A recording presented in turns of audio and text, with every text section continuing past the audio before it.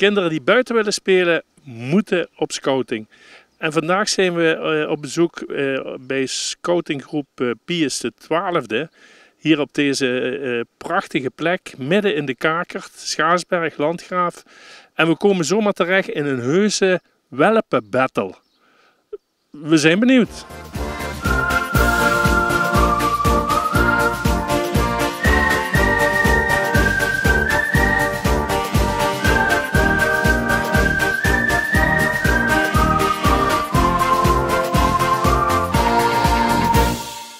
Beat Ortmans, hij neven mij, is bestuurslid en hij is ook een echte scout. Dat zus ze al aan zijn tenue. Beat, want daar maken jullie wel eens opmerkingen over. Hè? Die zijn in uniform, dat deed nogal militaristisch aan, maar dat is niet de bedoeling. Hè? Nee, dat klopt. Het scoutinguniform, scoutfit genaamd, is eigenlijk om ervoor te zorgen dat Gidderingen gelijk is. Of ze nou arm of rijk is. Gidderingen had hetzelfde aan. Er is geen onderscheid tussen de kinger en de leiding onderling. Daarom het uniform. Dat is de achtergrond ervan. Ja. Hey, en verzint hij dus bij scoutinggroep Pius XII, de Kakert, Schaarsberg, Landgraaf. Dat is best wel een flinke scoutinggroep. Ja, dat is inderdaad een flinke groep. We hebben momenteel zo rond de 175 leden. Dus we zijn heel trots op deze groep. We kunnen natuurlijk nog altijd nieuwe leden gebruiken. Vooral in de jongste leeftijdscategorie, de bevertjes, 5 tot en met 7 jaar. Zou het heel fijn zijn nog wat extra aanwas te hebben. Want dat is toch die basis. Door begint ze en dan groeit ze door naar de andere speltakken. En we zien bij onze groep dat we heel veel eigen kweek, noem ik het maar even, onerbiedig. Die zijn begonnen als welpje en zijn nu staflid bij onze eigen vereniging. Dus dat is heel fijn te zien. We kennen de jeugd anders binnen en die blijven ook. Dat is heel fijn. Ja, veel jongeren blijven ook in zo'n scouting zitten. Dat zit genoeg natuurlijk. Daar heb natuurlijk boete. Nu zitten we in de welpenbattle. Maar daar heb zo van allerhande activiteiten. Het kamp is alweer aanstaande 65-jarig bestaan. Er gebeurt van alles. Hè? Dat klopt. Hè. We zitten nu 6 weken voor de zomervakantie. En de zomerkampen is eigenlijk voor elke scout het hoogtepunt van het scoutingjaar. Dit jaar gaat elke afdeling afzonderlijk op kamp. De Explorers die gaan bijvoorbeeld naar Zeeland. De bevers die gaan naar Kerkroo, de welpen die nu zijn, die gaan naar Stijn. En zo gaat elke groep een week lang met tenten een week op kamp. En 65 jaar Pius XII, het werd niet groot gevierd, we houden het klein intern. En we gaan op naar de 70 en hopen dan iets groter te kunnen uitpakken. Nou ja, wanneer ik me dat hij zo bekijk, Beat, dan mag ik me toch net zoveel zorgen over. Succes daarmee. Dankjewel. Max Hendricks hier naast me, nog zo'n scouting Bobo. Als ik hem zie, dan heb ik steeds het idee dat ik hem al eens vaker ben tegengekomen. Max, bestuurslid hier en vooral ook bezig met PR, heb ik begrepen. Ja. Hoe staat de vereniging Scouting Pius XII erop? Ik zie onszelf als een hele gezonde vereniging met nog steeds een groeiend ledenaantal. Over de diverse speltakken, er blijft aanwas komen, verdwijnen natuurlijk ook weer leden. En wij proberen heel vaak de jeugdleden ook te motiveren om ook staflid te gaan worden. Dus een deel van de huidige stafleden is zelf hier ook gestart als jeugdlid. Ja, dat vertelde Beat ook al. Ja. Hey, en dan, je ligt hier natuurlijk prachtig op de Kakert. Hier het leek wel alsof je midden in een bos zit. In een prachtige accommodatie. Hoe hebben jullie dat van elkaar gekregen? Dat is helemaal waar, daar zijn we nog steeds heel blij mee. We zitten hier vanaf 1959. We hebben eerst een kleiner HK gehad, hoofdkwartier. Ongeveer de helft van het huidige gebouw. Rond 2003 zijn we al met de gemeente in discussie gegaan. Het is zeker 10 jaar geduurd voordat het allemaal een beetje in kan en kruiken was. Met als resultaat dit prachtige gebouw dat er staat van oktober 2015. Ja. En daar zijn we heel blij mee. Het is een gigantisch gebouw waar we heel veel mee kunnen. Ja, dat geloof ik je graag. 65-jarig jubileum en zo hebben we het allemaal al over gehad. Kun je iets vertellen over die samenwerking die nu tot stand is gekomen met een BSO? Ja, dat is nog heel pril. De BSO is gestart bij... Sorry. BSO is buitenschoolse opvang. Correct. De BSO huurt van ons de bovenverdieping. Die hebben hier vrijwel dagelijks, behalve de vakantieperiode, meen ik. De kinderen in de ochtend, naschoolse opvang. En ja, dat vraagt heel veel fine-tuning, afstemming, dat het niet botst. En tot nu toe gaat dat prima.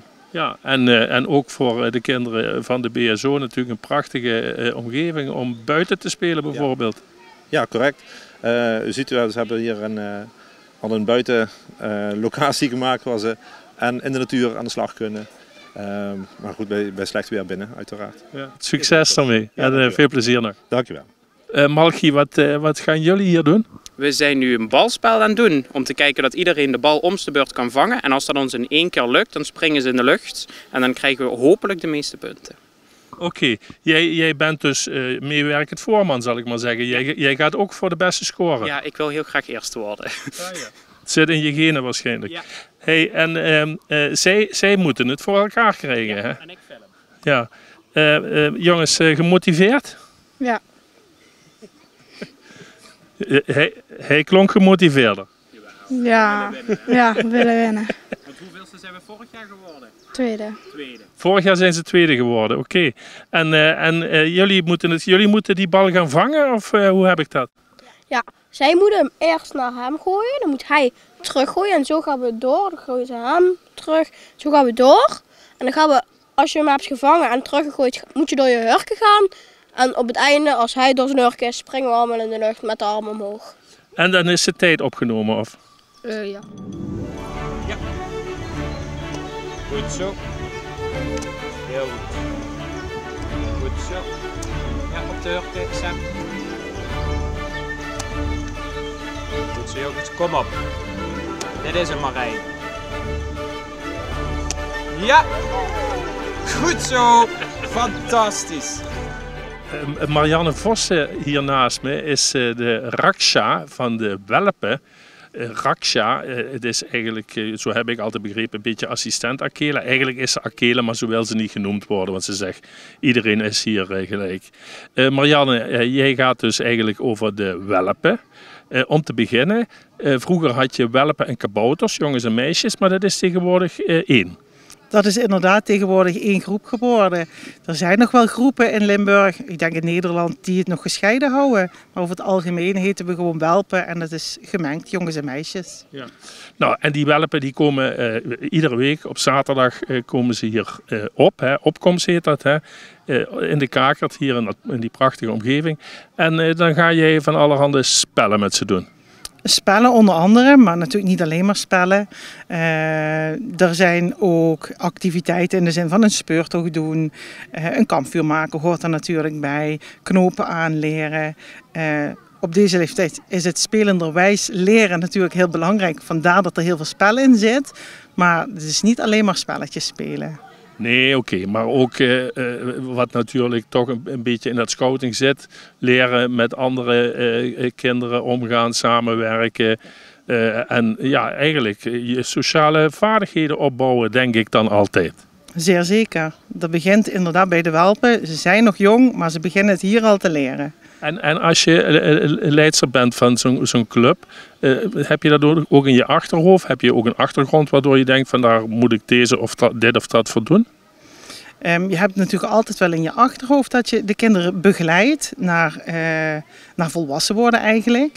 En daar ben je wel mee bezig. Ik heb geen opleiding erin gedaan. Ik ben wel moeder van 2, inmiddels 2 pubers en ouder.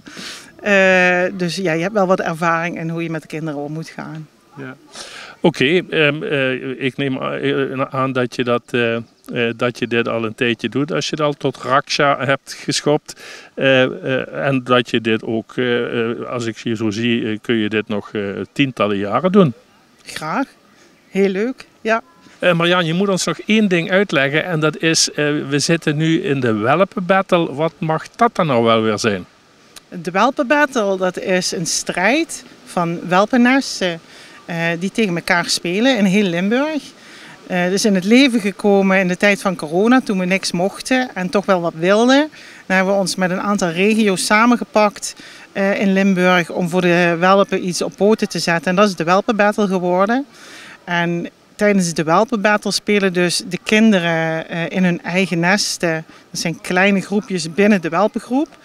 En die spelen dan spelletjes, activiteiten doen ze. En voor alles wat ze doen krijgen ze een puntenaantal. En het groepje wat uiteindelijk de meeste punten verdient, die wint de welpenbattle. En die krijgt dan een mooie beker, een prijs, wordt in het zonnetje gezet. En mag je het beste welpennest van Limburg noemen.